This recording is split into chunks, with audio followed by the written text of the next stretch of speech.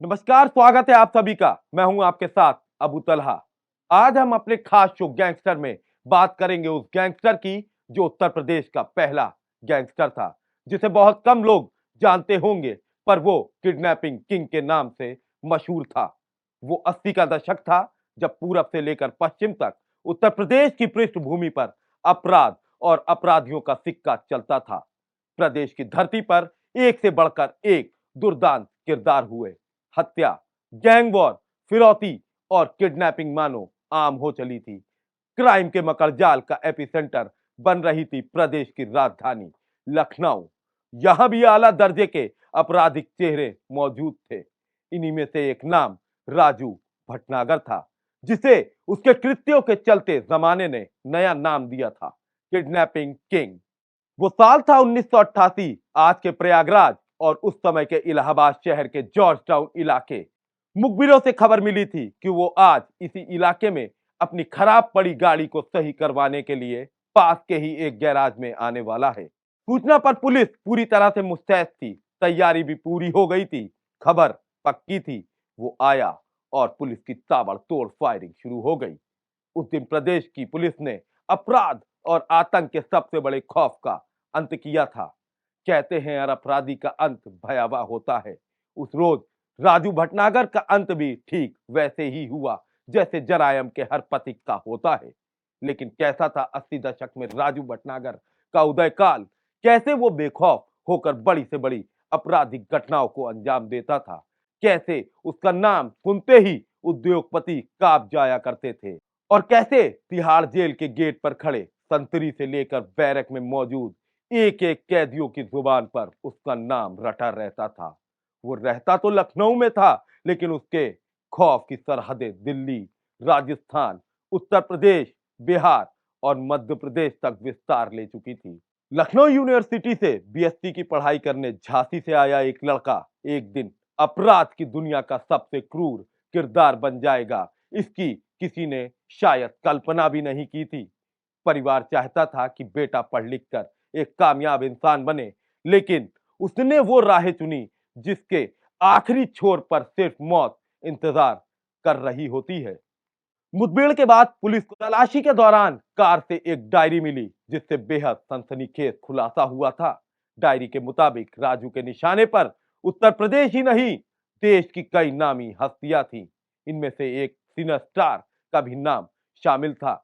मुठभेड़ में राजू के मारे जाने के बाद कई दिनों तक यह डायरी चर्चा में बनी रही। इसमें राजू के गोरख धंधे का कई लेखा जोखा भी मिला था, जिसमें पूर्व में निशाना बने व आगे निशाना बनने वालों के भी नाम शामिल थे। हालांकि सुरक्षा कारणों से इन नामों को सार्वजनिक नहीं किया गया था। 1980 के दशक में मध्य प्रदेश का बीहड़ डाकुओं और अपराधियों का गढ़ बन चुका था। सूखी जमीन और बबूल के वनों में पनप रही आतंकी अकूत दुनिया, जहां एक से एक नामी डाकुओं का वर्चस्व था। यहीं से लखनऊ का एक लड़का राजू भटनागर अपराध का कहकरा सीखना शुरू किया। और उस दौर के नामी डाकू रहे मुस्तकीम, मोहर सिंह, लाला राम और फूलन देवी जैसे खूंखार डाकुओं का वर्चस्व खत्म हो रहा था। इसी बीच लखनऊ यूनिवर्सिटी का एक पढ़ा लिखा और तेज दिमाग का लड़का अपराध की दुनिया में एंट्री मारता है। हट्टा कट्टा नौजवान और बेरहम अंदाज के बलबूते वो देखते ही देखते खूंखार अपराधी बन गया, जिसके नाम से पूरा इलाका कांपता था। बड़े व्यापारी, उद्योगपति और डॉक्टर उसका निशाना हुआ करते थे।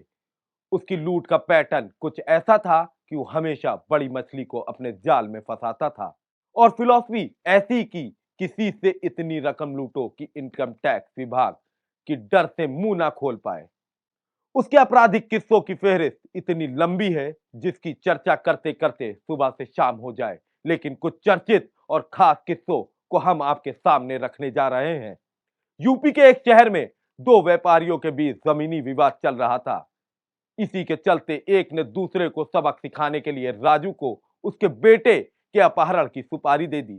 सुपारी लेने के बाद राजू भटनागर ने एक दिन उस घर पर धावा बोल दिया जहां से उसे बच्चे को उठाना था। राजू जब उस घर पर पहुंचा तो उसकी आंखें खुली की खुली रह गई, क्योंकि घर के दरवाजे पर एक बुजुर्ग खड़ा था। वो बुजुर्ग कोई और नहीं बल्कि राजू भटनागर के बचपन के गुरुजी थे, जिसे देखते ही राजू के पैरों तले जमीन खिसक गई। सारी घटना के बारे में राजू ने अपने गुरुजी को बताया। इसके बावजूद भी गुरुजी ने राजू को खूब डांट लगाई। गुरुजी की डांट से आहत राजू भटनागर ने उस व्यापारी के बच्चे को किडनैप कर लिया जिसने राजू भटनागर को सुपारी दी थी। 1986 में दिल्ली की तिहाड़ जेल से अंतर्राष्ट्रीय अपराधी चार्ल्स शोभराज को भी फरार होने की जरूरत महसूस हुई, तो इंतजाम के लिए उसने राजू भटनागर के चरण पकड़ लिए। राजू भटनागर तब अपने साथियों ब्रिजमोहन और लक्ष्मी नारायण के साथ तिहाड़ जेल में बंद था। उसने अपने नेटवर्क की मदद से चार्ल्स शोभराज को गाड़ियां, ट्रेन टिकट, हथियार और कॉन्टैक्ट मुहैया कराया था। राजू भटनागर इतना बड़ा अपराधी बन गया था कि जेल में बैठे बैठे अपने आपराधिक साम्राज्य को जेल से ही चला रहा था। हालांकि राजू भटनागर के बहुत सारे शागिर्द थे, जिसमें से एक नाम बबलू श्रीवास्तव था, जिसने इसी सिद्धांत पर उसके बाद धंधे को आगे बढ़ाया और वो यूपी से निकलकर मुंबई, सिंगापुर, दुबई और दाऊद तक जा पहुंचा। हालांकि ये कहानी थी उत्तर प्रदेश के पहले गैंगस्टर राजू भटनागर की। राजू भटनागर के बहुत से शागिर्द थे। अगली बार आपसे मुलाकात होगी एक नई कहानी के साथ, जिसमें हम आपको राजू भटनागर के शागिर्द की कहानी से रूबरू कराएंगे। तब तक के लिए आप देखते रहिए गैंगस्टर।